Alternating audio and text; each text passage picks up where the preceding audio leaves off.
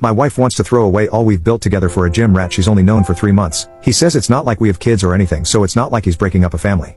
My wife, 30F, and I, 33M, have been together for 12 years, married for 7. We started going to the gym together, and we were loving the results of our fitness efforts.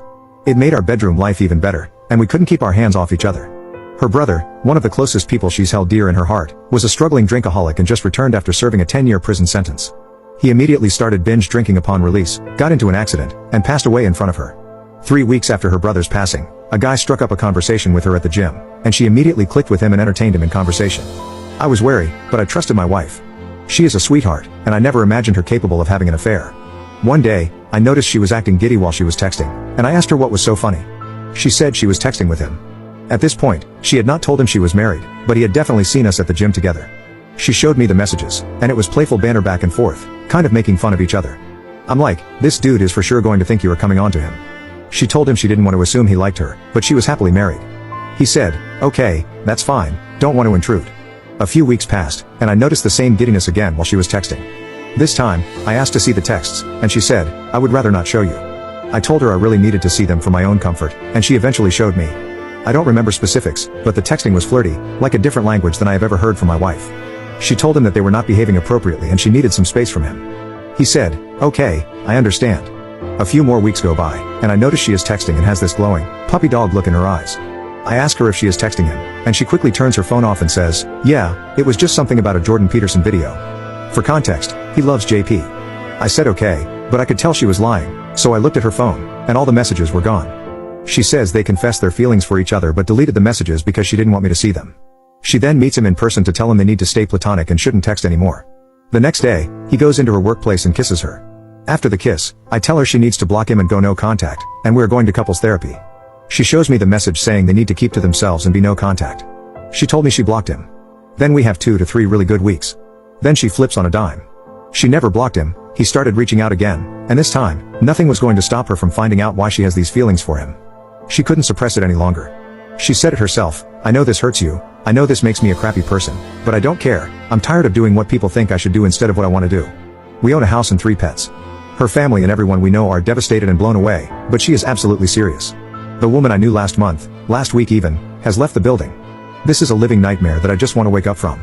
We attended couples counseling 3 times and have one scheduled for Wednesday, but she has completely made up her mind and seems to have rapidly fallen out of love with me.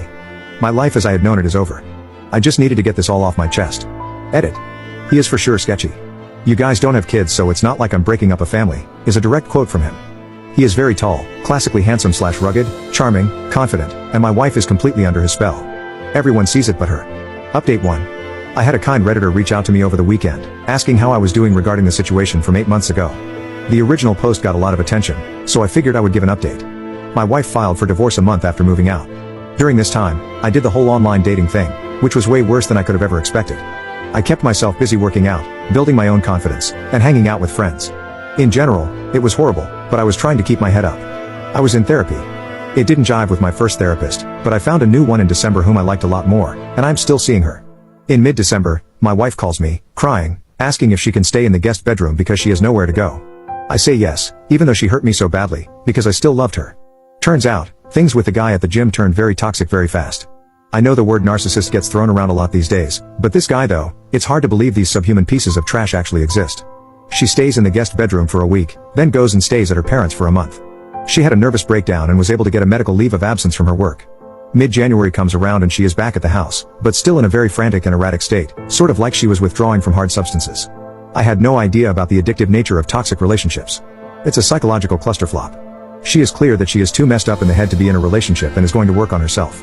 I give her the time and space she requested. She goes all in on learning about the psychology of all of this stuff, inner child work, how the nervous system reacts and attracts you to toxic people if you grew up in a toxic household, anxious and avoidant attachment styles. There is this book called How to Stay Married, where the wife had an affair, and it turns out the root of the issue was her unresolved childhood trauma. Long story short, the same thing happened here. It hurts, but I can forgive her. She is my best friend, and we are insanely compatible in many ways. She has really been returning to herself over the past month. She is the happiest I have seen her in at least a year, and last week we filed the paperwork to dismiss the divorce. We are both in individual counseling and soon to start couples therapy.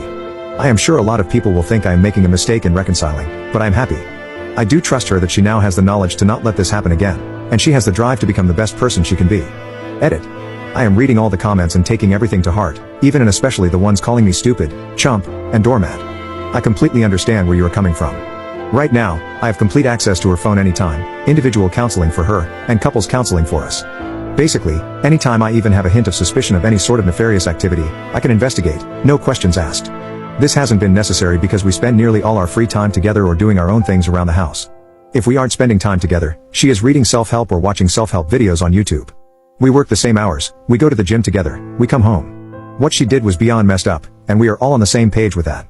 She says that what she did is unforgivable, that she is a huge piece of crap, a complete idiot, and that I deserve better. I want to make things work for the sake of the life we built over 12 years, the beautiful home and land we own together, and the vast array of common interests we share. I want to continue building memories of love, laughter, and fun like we did for 12 years. There is a lot that is important to me that can be salvaged if the work is put in.